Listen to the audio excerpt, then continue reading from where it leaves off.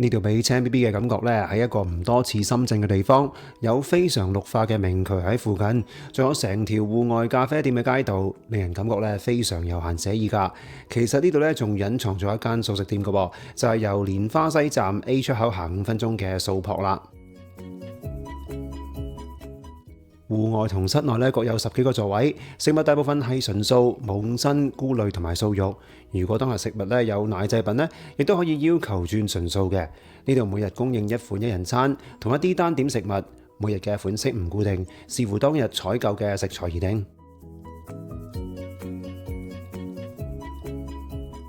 今次點1人餐，48蚊人仔一份，餐巾嘅湯同埋飯咧係可以免費添加㗎。呢隻咧都算係打卡阿部嘅。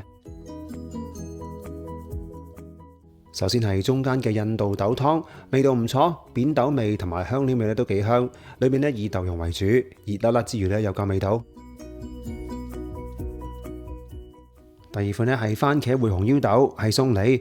除咗貼送個名嗰2樣嘢之外咧，仲有椰菜花、西芹、粟米同埋甜椒，幾乎全部都係蔬果類。番茄味道清新，係家常小醬嘅味道。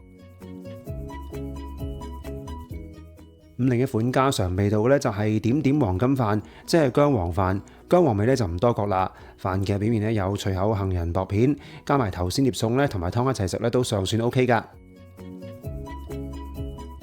呢碟香料青菜只係芥菜籽炒菜，咬爛之後咧有少少新味。而甜品咧原本係有奶嘅布甸，全數咧就改為一塊餅乾，佢唔算脆，味道一般。最後咧就係水果一份啦，係新鮮嘅飯後果。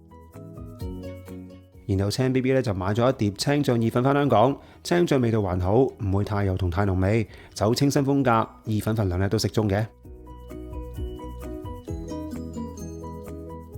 整體上呢度嘅食物中規中矩，款式還好，味道就唔算有驚喜同埋突出。